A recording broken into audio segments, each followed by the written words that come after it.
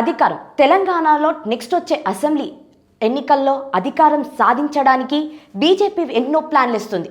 అందులో భాగంగానే ఇప్పుడున్న బీజేపీ అధ్యక్షుడు రామచంద్రరావుని పెట్టడం జరిగింది. అదేంటి రామచంద్రరావుని పెట్టడం వల్ల ఏంటి, ఆ వెనకాల ఎలాంటి ప్లాన్ ఉంది అని మీరు అనుకుంటున్నారా? సో ఫస్ట్ ఆఫ్ ఆల్ రామచంద్రరావుని ఇప్పుడు అధ్యక్షుడు చేయడానికి గల కారణాలు ఏంటిది అని అంటే, బీజేపీలో ఒక ఆనవాయితీ ఉంది. అది రాష్ట్ర అధ్యక్షుడిని 2 సంవత్సరాలకు ఒకసారి మారుస్తూ ఉంటారు.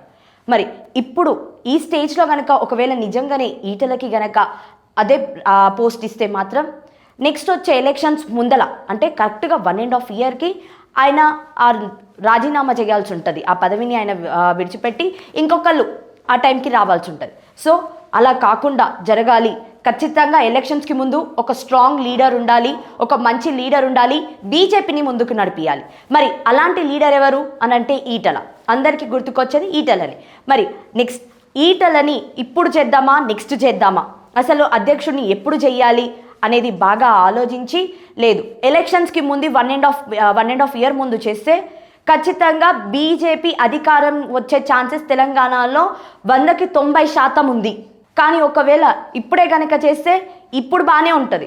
ఎట్లా జిహెచ్ఎంసీ ఎలక్షన్స్ కానివ్వండి, తర్వాత నెక్స్ట్ లోకల్ బాడీ ఎలక్షన్స్ ఉన్నాయి. ఈ లోకల్ బాడీ ఎలక్షన్స్లలో వీళ్ళు బాగానే చేయగలుగుతారు. కానీ తర్వాత మన అన్నిటికంటే ముఖ్యం అసెంబ్లీ ఎలక్షన్స్.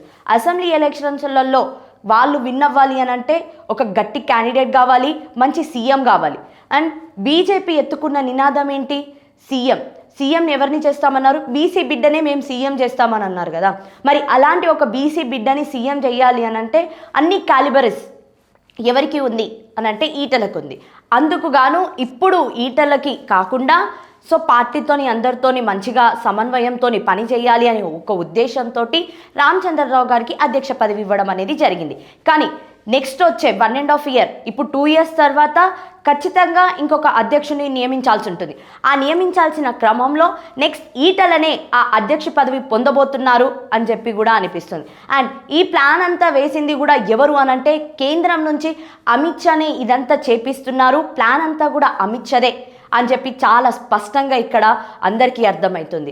ఎందుకంటే ఇంతకుముందు రామచంద్రరావుని అధ్యక్షుడు అని చెప్పి అన్నప్పుడు చాలా వరకు కూడా బీజేపీ పార్టీలో అందరూ కూడా కొంచెం నిరాశ అనేది చూపించడం జరిగింది. ఎందుకు ఆ నిరాశ అంటే అందరూ ఈటలో ఉంటారు, బీసీ ముద్దు బిడ్డనే ఉంటారు అని చెప్పి కూడా గతంలో ప్రచారం జరిగింది. కానీ ఇప్పుడు బీసీ బిడ్డకి ఇవ్వకుండా మళ్ళీ వేరే వాళ్ళకి ఇస్తున్నారు ఏంటి?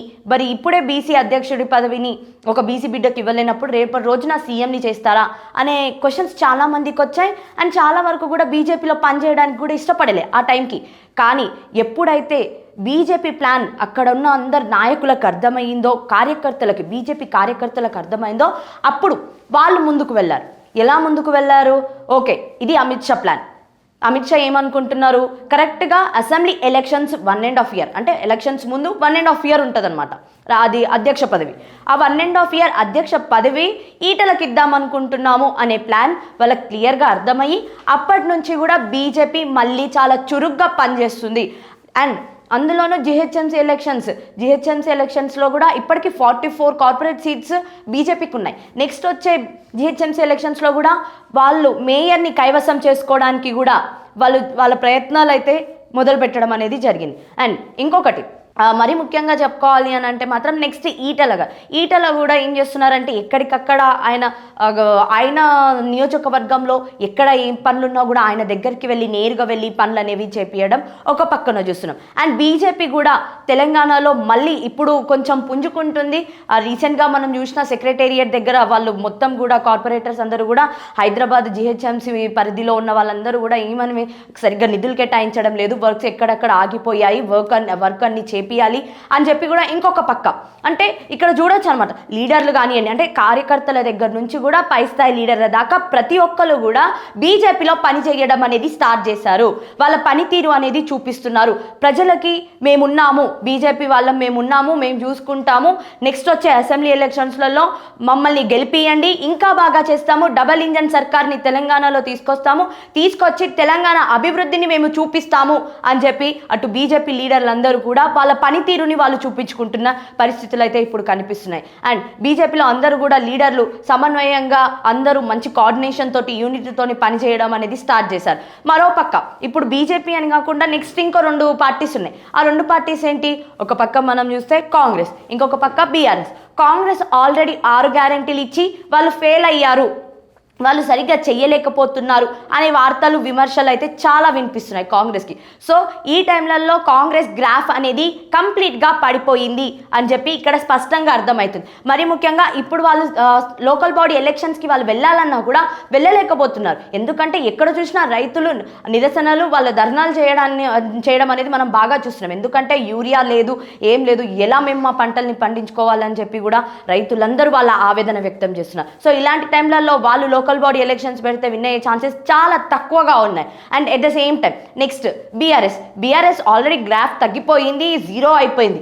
ఆ 0 అయిపోయిన గ్రాఫ్ని మళ్ళీ వాళ్ళు పెంచుకుంటారా అని అంటే అంతర్గతంగా వాళ్ళ దాంట్లో వాళ్ళకే యూనిటీ లేకపోవడం అనేది ఇక్కడ మనకి స్పష్టంగా కనిపిస్తుంది. ఎందుకంటే ఇంట్లోనే పంచాయతీ గెలవట్లేదు వీళ్ళు, అలాంటిది బయటికి వచ్చి రచ్చ మాత్రం ఏం గెలవగలుగుతారు? సో పరిస్థితి అలా ఉంది. అండ్ ఇక్కడ ప్రజలందరూ కూడా ఈ విధంగా ఆలోచిస్తున్నారు. అంటే బీఆర్ఎస్ ఏం చేసింది, కాంగ్రెస్ ఏం చేస్తుంది, బీజేపీ ఏం చేస్తుంది, 3ని కూడా కంపేర్ చేసుకుంటే ఇప్పుడున్న దాంట్లో అందరూ అనేది ఏంటంటే అంతో కొంత బీజేపీయే బెస్ట్. బీజేపీ ఏదో ఒకటి చేస్తుంది, ప్రజల కోసం కనీసం ఫైట్ చేస్తుంది, ప్రజల కోసం ఏదో ఒకటి అడుగుతుంది, ప్రభుత్వాన్ని ప్రశ్నిస్తుంది అనే ఒకటి వాళ్ళకు వచ్చేసింది. And at the same time BC నినాదం అనేది గతంలో బీఆర్ఎస్ ఎప్పుడు ఎత్తలేదు. అండ్ కాంగ్రెస్ ఈరోజు కొత్తగా వాళ్ళు కపట ప్రేమ చూపిస్తున్నారు అనేది కూడా స్పష్టంగా తెలుస్తుంది. ఎలా అని అంటే మాత్రం ఎందుకంటే గతంలో వాళ్ళే ఉన్నారు, గతంలో అధికారంలో ఉన్నది ఎవరు? కాంగ్రెస్. మరి కాంగ్రెస్ అప్పుడున్నప్పుడు వాళ్ళకి ఎప్పుడు బీసీ బిడ్డలు ఎందుకు గుర్తుకు రాలేదు? మరి ఇప్పుడే బీసీ బిడ్డలు ఎందుకు గుర్తుకొస్తున్నారు? సో దీన్ని బట్టి అర్థం చేసుకోవచ్చు అనమాట ఏం జరుగుతుంది కాంగ్రెస్లో అనేది. అండ్ ఇంకా అందరికీ కనిపించేది ఓన్లీ బీజేపీ. ఆ బీజేపీ పార్టీ దగ్గరకు వచ్చేస్తే బీజేపీ చాలా బాగా చేస్తుంది పని అనేది ప్రజల్లో వస్తున్న వార్తలు. మరి దీన్ని బట్టి అర్థం చేసుకోవచ్చు నెక్స్ట్ ఎలక్షన్స్లలో ఎవరు విన్ అవ్వబోతున్నారు అండ్ అధ్యక్ష పదవి కూడా ఎవరికి రాబోతుంది నెక్స్ట్ బీజేపీలో అనేది.